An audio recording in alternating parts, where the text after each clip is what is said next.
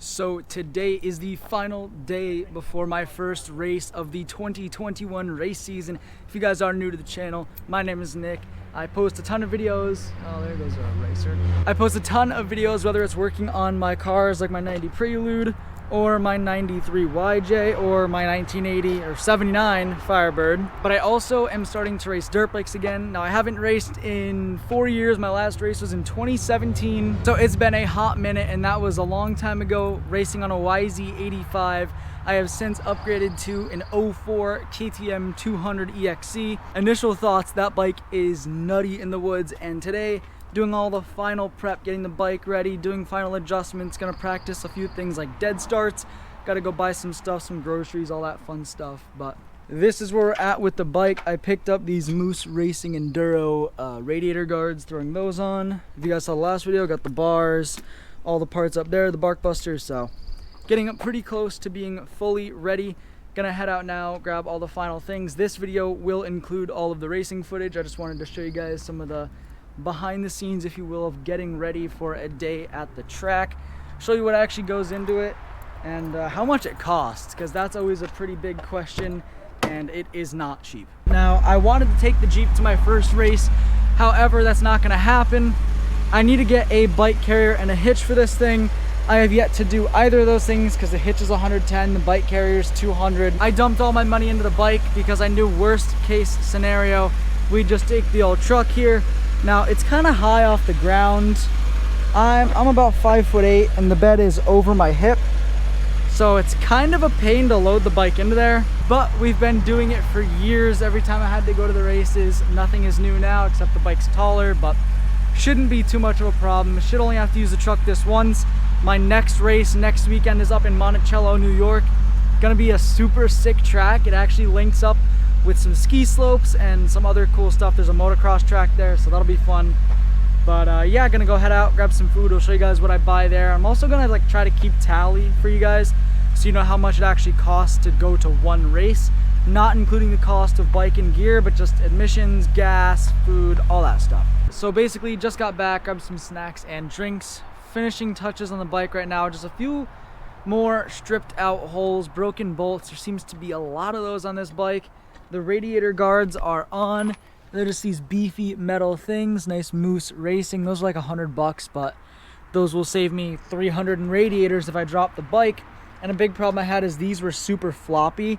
They are no longer super floppy. That's how they should be, so that's awesome. And they look pretty baller. Added some Olsen Auto stickers, so now it's not just like generic team racing, it's Olsen Auto team racing. Obviously I want to get a whole new graphics kit, and this year I finally have an actual number. In the past, whenever I raced with Netra, since I didn't have any number required events, I was always like member number, and then it was like 26,000 something, and I'm not gonna put that on the side of my bike. But this year I'm just number 782.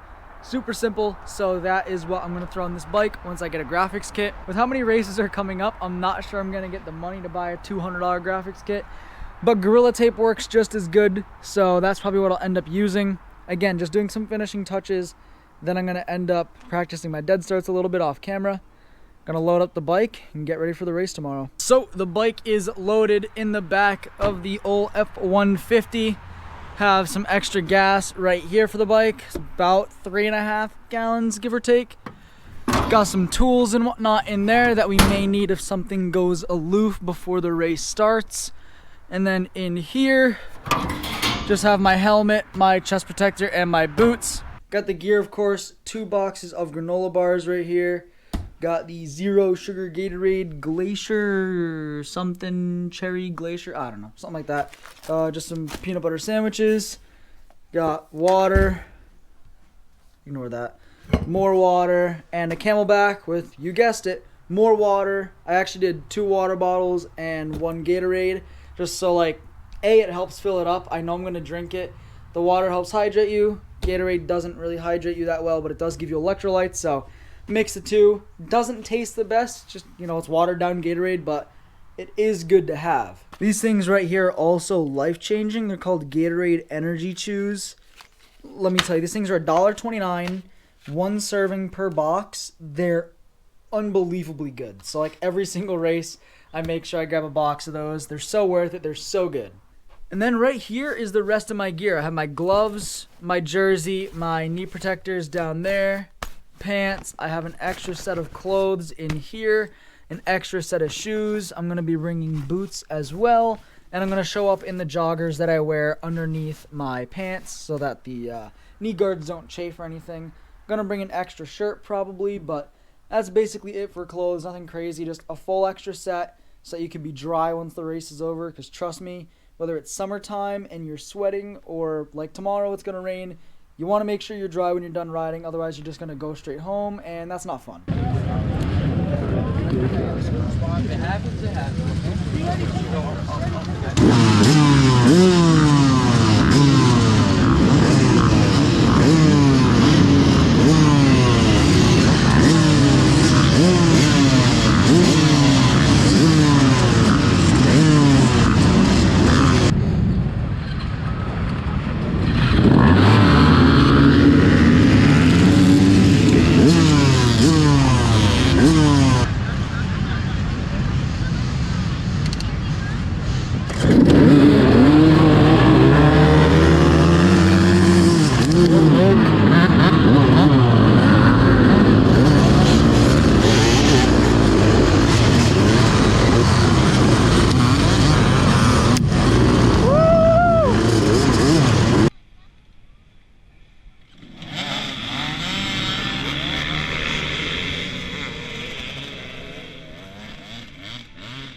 Jesus Christ, slick!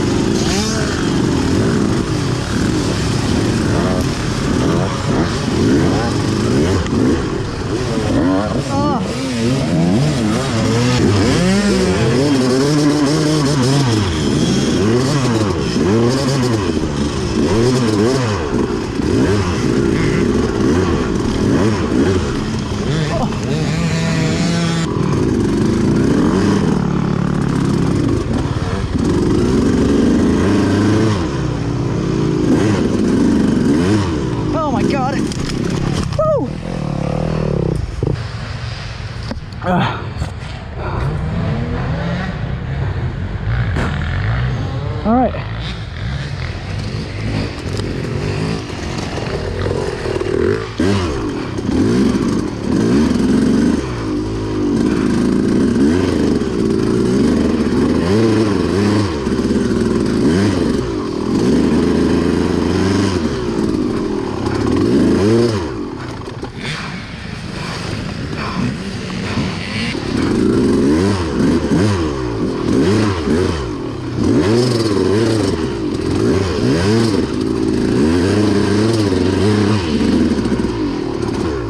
I have no control over this bike.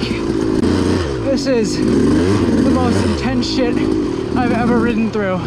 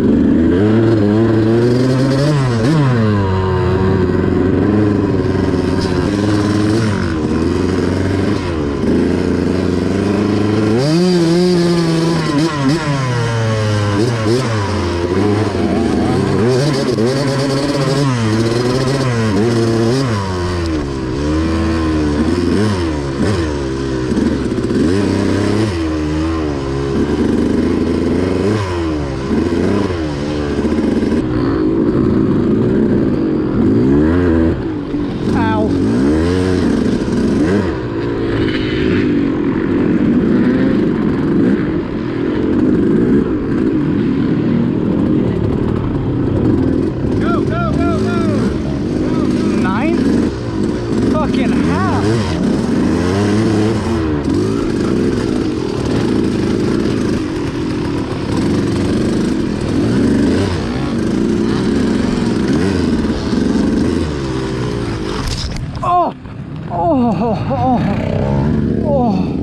I didn't really film any updates after the race. Now, there were 30 people, maybe 30, I forget how many. There's a good amount of people in my class. I placed 24th, so pretty much last. Couple people DNF'd. I'm honestly impressed that I even finished. That race was hands down, no question about it, not including the Barnes Way race a few years back on my 85 where the bike shit itself. Less than a mile into the woods, the bike just stopped. The airbox was actually full of mud.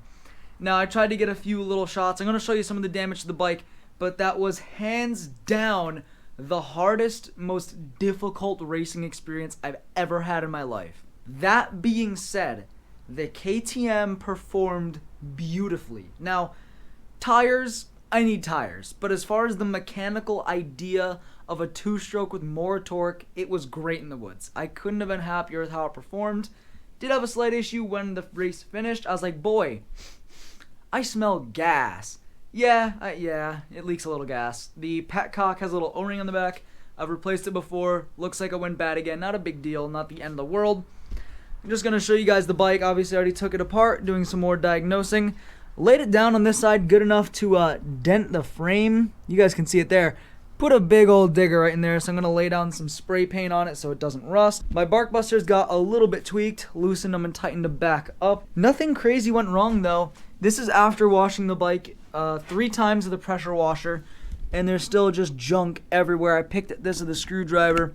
The mud was absolutely insane. Now, one of the benefits was the radiator guards did their purpose beautifully. The pipe guard did its purpose beautifully. I could see a few huge scuffs in the pipe. You guys saw the footage. I obviously laid that bike down a good few times. Now, when the pros went out, it had actually been done raining for a little while, and the thing with fields, when they're tilled, it's very aerated dirt, so it dries out very, very quick. So the pros got out there. Granted, it was still very slick, and they're pros, which, you know, obviously they're better than me, but they had a very different consistency in the dirt. They had a much drier, more packed dirt to ride with. Not more packed, but the dirt was drier and they weren't sliding nearly as much as anyone in my class was.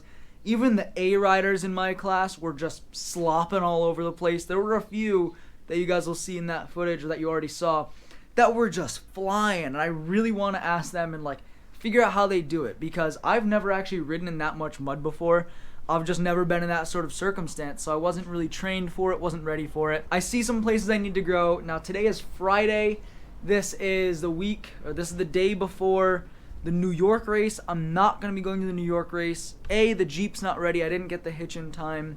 And B, I'm not ready. Not only was I physically out of shape, but there are a lot of skills. I need to get the bike dialed. I need to clean out that air filter now that I'm looking at it. She is filthy. Bike needs to be dialed. I need to get more comfortable on it. That race was, although I didn't do well, I'm surprised that I finished. I wanted to die every single second of that race. That was an hour and a half of the most bullcrap riding I've ever had to deal with, but I did it. Impressed that I finished, especially on a bike I've never raced before after having that race for 4 years. So I may not have done well, but I did finish. That being said, like I mentioned, I need a lot of stuff to practice on. I need to get better at riding through mud. I need to get better at downhills. I need to get my physical endurance up. I'm not ready for this nearly as much as I thought I would be. Probably because I eat like garbage and don't go to the gym nearly enough, but what are you gonna do? If you guys like the racing video and the sort of documentary of going throughout the day, I'll pick up some more batteries for the camera, some more SD cards or a higher capacity SD card, and hopefully I'll be able to make more content like that. Thank you guys so much for watching. If you want to see more content like that, you know what to do. Hit that subscribe button. We are at 958 subscribers as of recording this clip right here. So super close to 1,000. That's a huge milestone. And I'll be doing another giveaway when I hit 1,000. Just some signed Firebird parts, maybe some signed Prelude parts, and a hoodie, some stickers, some basic stuff. Nothing crazy. Nothing like the GoPro giveaway I did last year. But like I said, thank you guys so much for watching. Drop a like, comment down below if you guys were at this race, and if you were, how'd you do in your class and what class were you in? And if you have some advice, please comment it down below. I could use all the help I can get. Like I said, thank you guys so much for watching, and I'll see you in the next one. Told my brothers one day we gon' make it. We just gotta grind for that paycheck. Mama told me one day I'll be famous. Remember when she used to say she hate this? Back then they would laugh when I say shit. Now I'm inside all them people's playlists. So one day I'll be stomping.